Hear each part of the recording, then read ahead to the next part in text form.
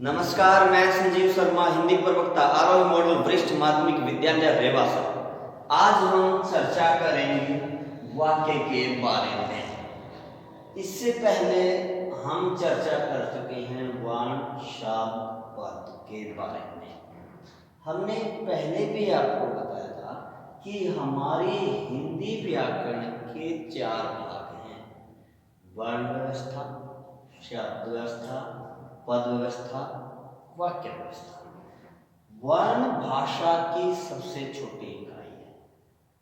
वर्णों से शब्द बनते हैं और जब कोई भी शब्द वाक्य में प्रयोग हो जाता है तो वो पद कहलाता है। और पदों के व्यवस्थित समूह जो होता है वो वाक्य कहलाता है। तो इसलिए वाक्य की परिभाषा हुई पदों के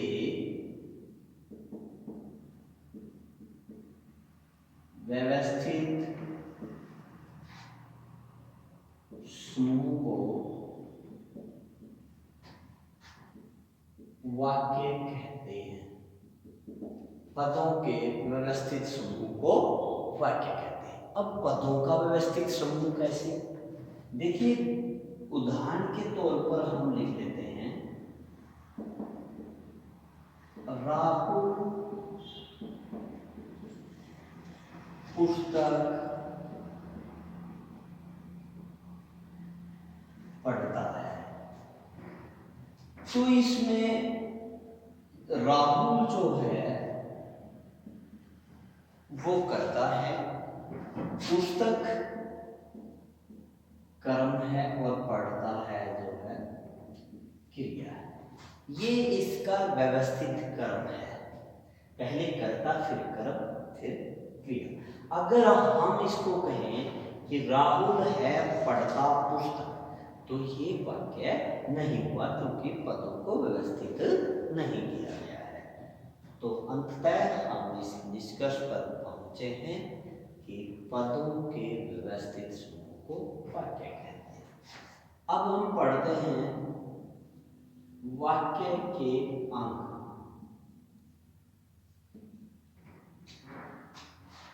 वाक्य के 2 अंग होते हैं।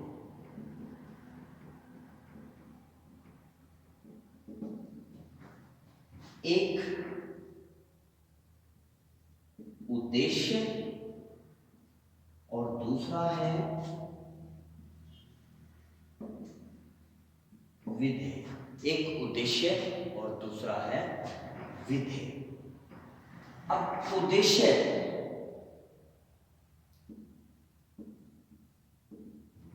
क्या परिभाषा पड़ेगी?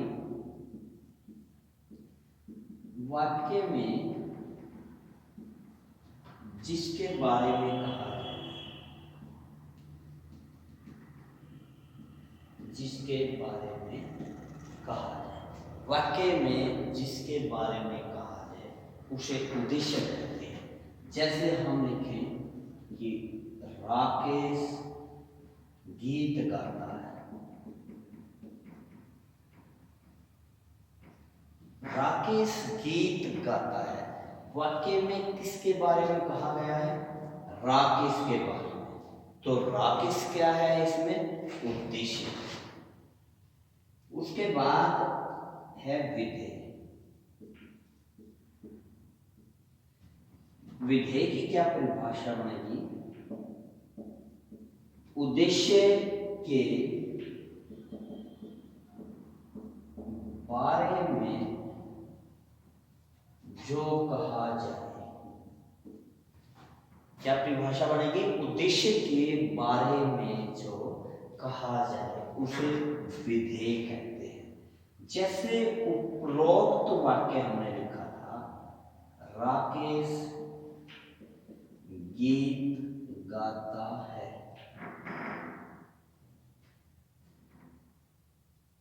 तो यहां पर हमने देखा था कि राकेश उद्देश्य है और इस राकेश के बारे में क्या कहा गया है कि गीत गाता है। ये सब क्या हुआ? विधेय। जैसे ये बन गया था उद्देश्य।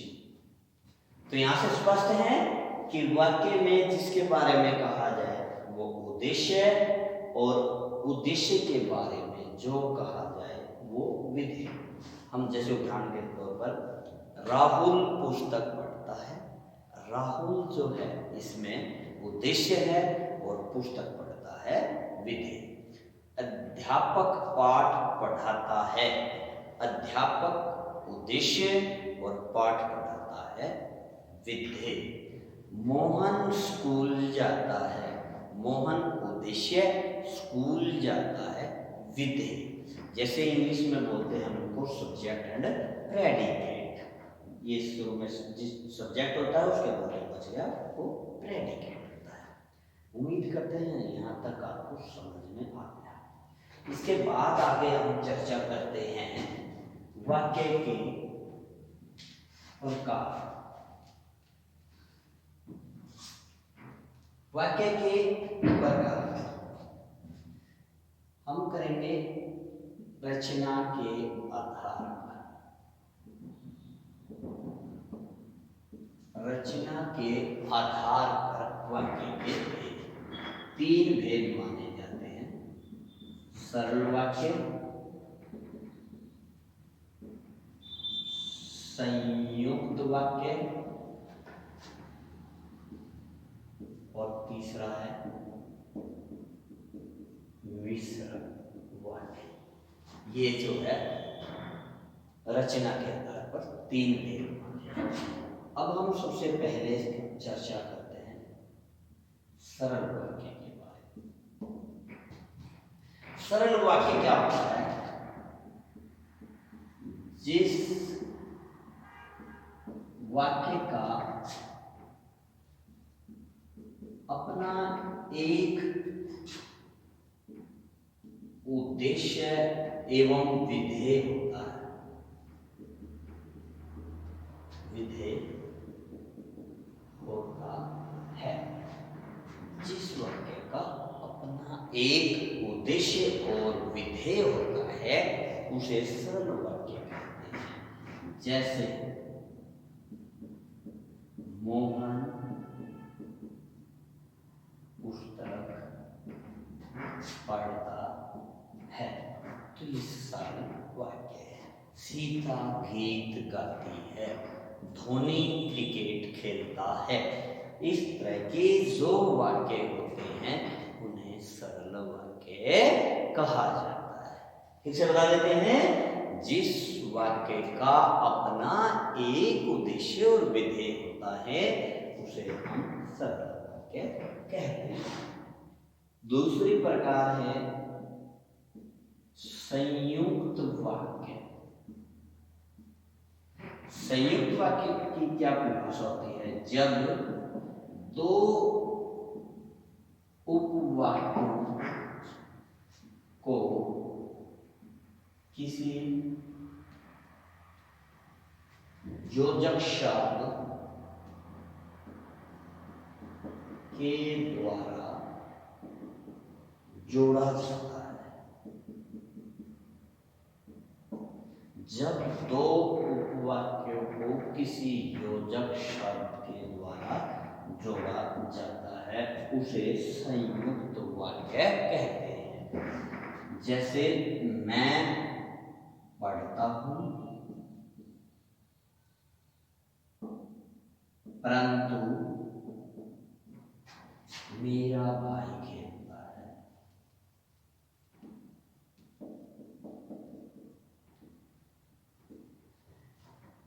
मैं पढ़ता हूं एक उपवाक्य है और मेरा भाई खेलता है एक उपवाक्य। इसको परंतु के द्वारा जोड़ा गया है। तो इस तरह एक योजक शब्द के द्वारा जोड़ा गया है तो इसको हम संयुक्त वाक्य कहते हैं। और लिख सकते हैं, जैसे मैं एक खिलाड़ी हूं और मोहन एक गायक है, और के द्वारा। इस तरह के जो वाक्य होते हैं उनको हम संयुक्त वाक्य कहते हैं। और कौन कौन से ऐसे योजक शब्द हैं जिनका प्रयोग संयुक्त वाक्य में किया जाता है? वो योजक शब्द हैं और अथवा परंतु अन्यथा इसलिए। कौन कौन से हो गए? और अथवा अन्यथा परंतु किंतु इसलिए। इस तरह के जब योजक शब्द आते हैं तो उन्हें संयुक्त वाक्य कहते हैं। तीसरी प्रकार के हैं मिश्र वाक्य। मिश्र वाक्य में क्या होता है? इसकी भांति ही योजक शब्द होते हैं, लेकिन थोड़ा सा अंतर है। जब एक मुख्य वाक्य होता है और दूसरा उस पर आश्रित हो,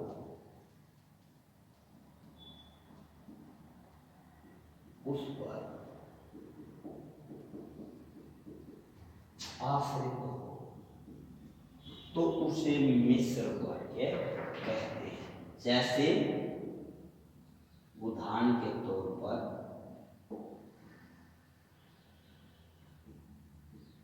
अध्यापक ने कहा कि कल छुट्टी है।